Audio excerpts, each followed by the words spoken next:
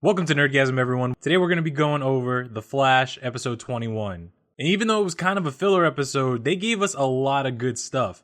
We got some season 1 references and some Easter eggs. First off, we find out that Savatar is a time remnant. And of course, when future Barry Allen said that he created a bunch of time remnants to try and save Iris and one survived, it was because Savatar needed to make sure he existed because that time remnant would become Savatar. It's weird. Barry creates Savatar when he tries to stop Savatar. But I guess that's what happens when you create a ridiculous timeline like Flashpoint. You, Joe, Wally, Cisco. You all shunned me because I wasn't the true Barry Allen. This is bullshit. It's bullshit. I don't believe you. I don't believe that they would shun any version of Barry ever. And you know why? Because at the end of season 2, when they were trying to figure out what a time remnant was and how it saved them, they were so happy that it loved them as much as Barry loved them, and they loved it as much as they loved Barry. I don't buy that they were all like, oh, it's a time remnant, it's ugly, get it out of here, ew. You could have done better than that. Of course, we find out that future Barry left out this important information about the whole shunning of the time remnant. Because when a past version of you comes to the future and he's like, hey, I'm trying to figure out who Savitar is, you got any information? Yeah, sure, let me give you all this information on how to stop him. Let me not tell you about some crazy thing about how we kicked the time remnant to the curb and made him go live on the streets. Seriously, that's important information. Next, I want to talk about why Barry is even listening to this time remnant. Why are you listening to anything this Savatar future Barry time remnant asshole has to say? Seriously, Barry's like, I could kill myself, but could you really? Oh, damn, I didn't think about it like that. And then Barry's like, but we're already changing the future because I know who you are now, so we can save Iris. And then future Barry's just like, but are we really doing that, Barry? Are we really changing the future? And Barry's just like, oh my god, I didn't think about these. He's making so many good points. Why are you listening to this fucking evil version of yourself? Also, did Savitar just confirm that Reverse Flash is still alive running around? Or is he talking about the version of him that the Legends were fighting?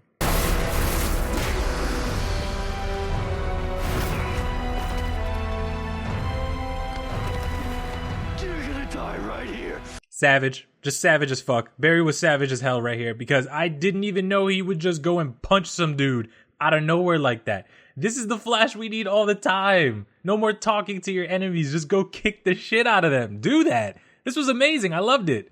Unfortunately, it was very short-lived because apparently the Savatar suit can move of its own free will and kind of started kicking Barry's butt. But even then, he was still putting up a fight against that suit. I loved it. Next, we have this whole Legends tie-in. Everyone who thought that the 2056 Barry leaving them that message was them talking about Savatar was right. Again, more people screaming out, I knew it, all around the world as we watched this episode. It had nothing to do with the invasion tie-in. It had to do with the fact that he knew that Savatar was going to show up. Now, you guys know that I'm kind of hit and miss with the emotional moments sometimes, mostly when they just replay the same emotional moments over and over again. But this emotional moment had some really good points because they talk about how what exactly would Barry be without the love and support of his family and friends? Would he have ended up becoming Savatar as well? These are the questions you got to ask yourself. What really makes a hero? Is it always good things happening? Is it good and bad things? If it's all bad things, what happens to you? And it really fits into the theme of this episode and even the title, Cause and Effect. Now, like we knew from the promo, Barry's memories were going to be erased. They tried to block him from just converting short-term memories into long-term memories, and they ended up completely wiping his mind. Now, this really fits in well with the whole, what is Barry without the love and support of his friends? Because right now, he knows nothing. He knows no one. He's a clean slate. He doesn't have bad. He doesn't have good. He's just blank. And throughout this entire episode, they actually show us who Barry Allen really is, the character Barry Allen.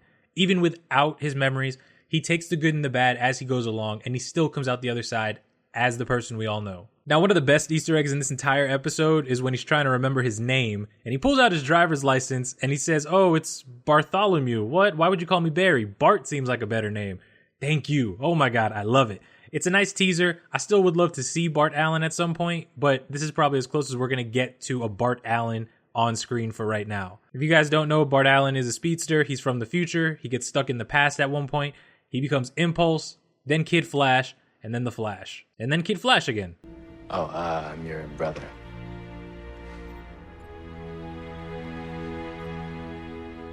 I love this moment. This was the best moment of the entire episode. I don't even have anything to say about this, but this is like the freaking best moment of the entire episode. Because he's just so shocked and confused, and he's like, wait, how are we brothers? Also, I just want to point out for you math nerds, Barry's birthday is on Pi Day, 3/14. Another Easter egg to the comics that we get here is when they're trying to figure out what to name the new weapon that she's making. At first she says Speed Force cannon, but apparently she doesn't know that they already have a Speed Force cannon, and it's what they use to travel to other Earths. And then she says Speed Force gun. And if you guys have read the comic books, the New 52 Flash, there was a point in time when a Star Lab scientist invented a gun that would completely interrupt Barry's connection to the Speed Force. He used it to try and stop the Flash, and then he was going to steal the Flash's speed, because he didn't think the Flash was using his powers right. But there has been a Speed Force gun in the comic books before. But they ended up calling it a Speed Force bazooka here in the show. What I really loved here was this moment with Killer Frost trying to get Savitar to wake up, because he's just laying there, just not moving. And we find out that his memories are gone too. I was really happy about this, because I thought they were going to do some nonsense that the Philosopher's Stone or the suit protected him. Or maybe because he's a time remnant, his memories wouldn't disappear. And it was great just watching him freak out on Killer Frost. An anime club? Oh, yeah, you loved Dragon Ball Z. Yeah, I couldn't explain that show to you even if I wanted to. How do you not know how to explain Dragon Ball Z? Seriously, how do you not know? You know what? I'm going to explain Dragon Ball Z to you guys right now. Next time on Dragon Ball Z. What I love about this scene right here is that even with no memories, Barry is falling for Iris all over again. It really cements the fact that they're supposed to be together, they love each other, destiny, blah, blah, blah. I just love how nothing's really going to stop them from being together at this point. Such an embarrassing name. I like it. I think it's great. Hey Julian, maybe don't talk shit when you're sitting right behind the bad guy and you don't have any Dr. Alchemy powers anymore. Seriously. This pisses me off right here because this is all it took. One drop of sweat and it would short out these high-tech Star Lab glasses. Are you serious? How? How? What were these made out of? The weak time travel writing of the show? Come on, seriously? I don't have my speed. Not anymore, and I know why. After the whole court moment, we find out that Wally West has no speed. And this actually tracks because if Barry has no memories, Savatar's never created because Barry doesn't know he's the Flash, he doesn't do all the cool Flash things. So Savatar never gives Wally his speed. And I was thinking about that the entire time I was watching the episode. I'm like, I hope they don't have Wally West still keep his speed because technically he shouldn't have it. And I was very happy to see that they kept that intact. So Barry's kissing Iris and his powers start to activate. So he gets turned on, his powers go out of control. If you guys don't remember, this has actually been talked about in season 1 when Barry was dating that news reporter, Linda Park. And Cisco was telling him that because of your super speed, some things may happen and you may have to think of a lot of dead puppies. Well, apparently that still holds true. I love this scene because it shows how fast he is, but he never acts that fast. Why? Do you see how she's not moving at all? He's just running around her. This is how he should be with almost every single one of his villains. Are you like a supervillain? Just asking. Okay. Why would you ask that question, Barry? Why would you ask that question? And then you have the nerve to look at her like she's the one who's fucked up and you're just insulted.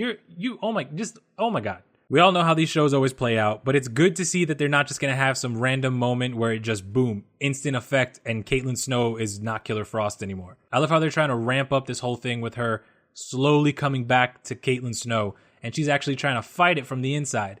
And we actually see that at the end of the episode where she gets in the elevator and her eyes go from Killer Frost eyes back to Caitlin Snow eyes, and then they go back to Killer Frost eyes. Next we get this whole thing where the wannabe heat wave is lighting a building on fire, and Barry has to go try to stop it.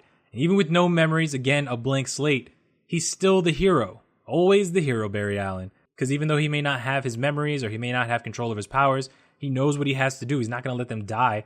And I love that because that is Barry Allen. That is the man that we want to see. I just want to point this out because I love a Flash Kid Flash team up. I love this. They don't use Kid Flash enough. I wish they could use Kid Flash more, but I just love seeing them fight together and then super speed around this building. I love it. So this episode still ends pretty strong. They get the speed bazooka working and now they have to figure out a power source to try and get it to work.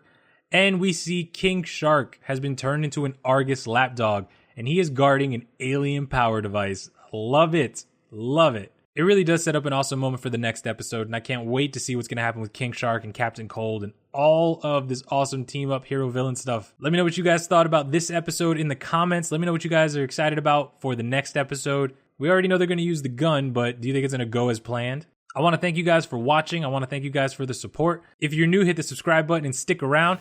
You guys are awesome. I love you. I will see you in the next episode. Goodbye.